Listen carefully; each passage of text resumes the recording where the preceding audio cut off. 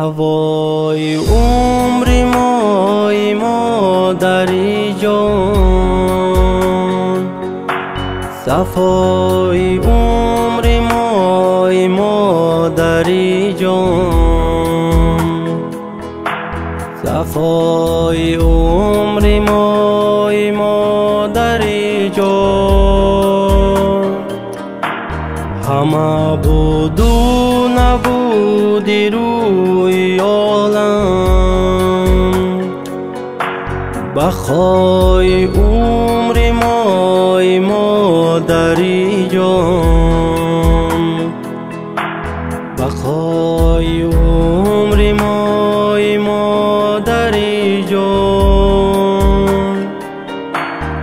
مادر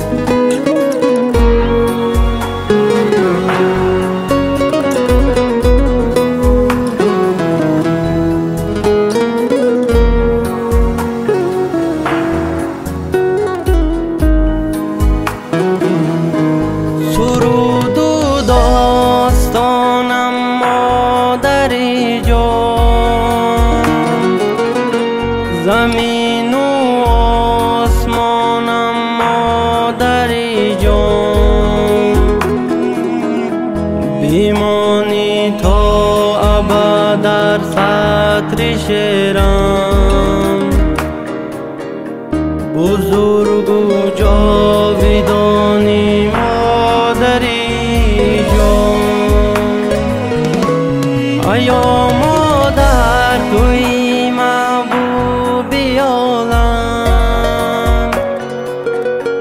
یگانه غم گساری قلبی آدم، به دور لب شکفته غنچه پنده، ورا پزمان شوم ایلادم آدم.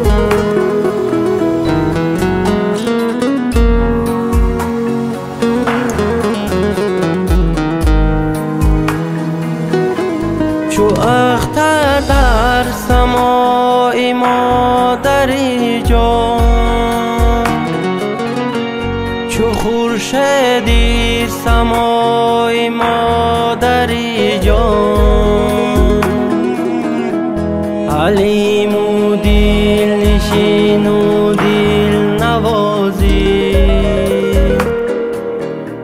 به قلب و دیده جای مادری جان. درود و داستانم مادری جان، زمین و آسمانم مادری جان، بیمانی تا ابد در سطر شعرم، بزرگ